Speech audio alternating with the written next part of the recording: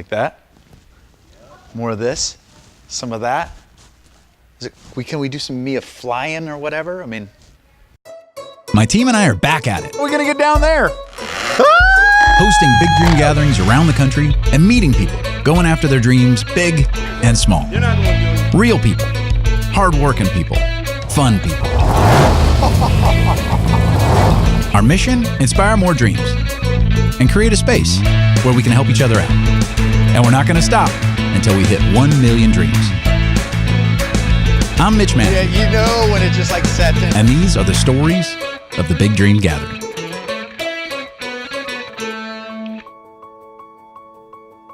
We are in beautiful, warm Arizona today for our Big Dream Gathering over at ASU tonight. Before we head to campus though, we're gonna spend some time here at Treasures for Teachers. We're gonna talk to the inspiring soul behind all of this, who saw a need, and that need became a dream.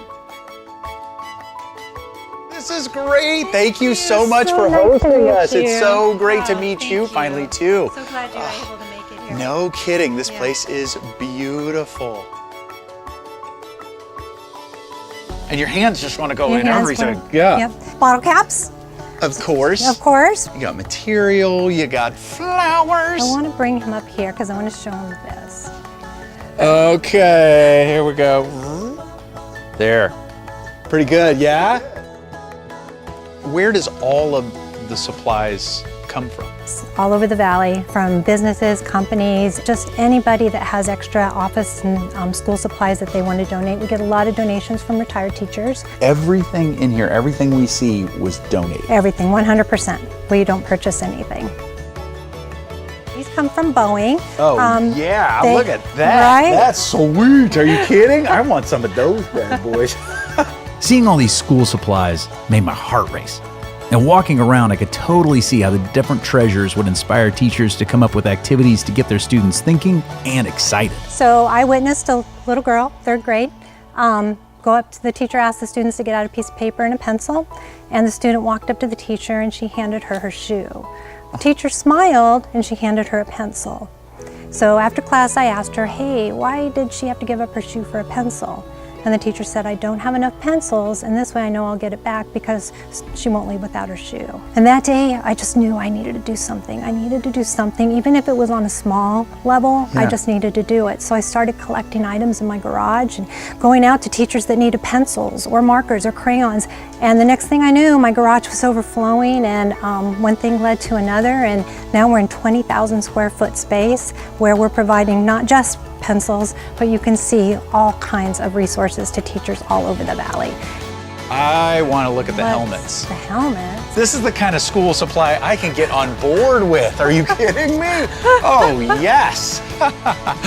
That's perfect, right? And board games, you got board games. Yep. Anything that we think that the teachers need, 94% of teachers spend money out of their own pocket on their classroom supplies. Wow. And usually anywhere from about $500 to $1,000. It really helps. You know, our budget is dwindling in the classroom, and the things that they have here make your mind wander and explode with ideas. You can come here often without having to go through that problem of, I can't afford it. Treasures for Teachers has allowed me to do so much more with my students. And I don't have to scrounge for resources. I can come get new resources through their giveaways. And my students, they go to school and they learn. They don't have to worry about the money, the financial aspect. Can my parents afford this or things like that, you know? And it makes my job a lot easier knowing that my students are just focusing on their education. I could hear the students say, you mean I get to keep this? This is mine? It's pretty amazing to hear the students feel the impact of just a small little, pencil pouch. We have about 100 volunteers every week that we see. We actually have somebody that tests every single pen and marker that comes in to make sure it works. I'm pretty much a trained pilot. Yeah, there you go. It's obvious. So the teacher will take it back and create this with their students. So he's got a bunch of different ones, and he's going to have you build the bug, I think, today.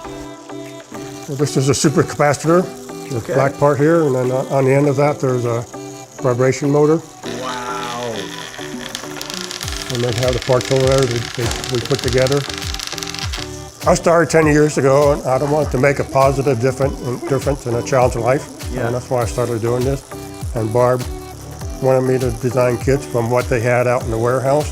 Thank you so much for allowing us to see the magic that you're working. This is so great. This isn't just an Arizona problem. This is a nationwide problem where teachers just don't have the supplies they need. Maybe they don't have the budgets. And so if there are other states out there that want to provide something like this for their students and their community, it would be awesome. By helping that single student, Barb started on a journey that's now turned into something she loves. With so many people wanting to get clear on their own dreams, I couldn't wait to take Barb's story over to ASU for the Big Dream Gathering.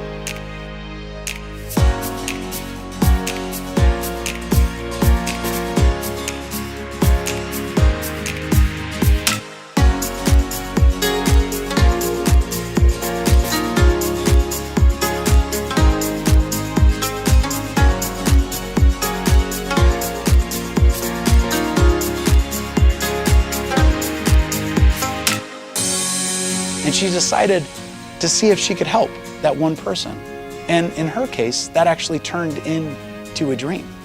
I think for some people, it's one of those things, especially if you have trouble kind of naming a dream, not sure what it is that you want to do or what you want to pursue or achieve or experience. Sometimes one of the best ways to uncover your dreams is just to help one other person.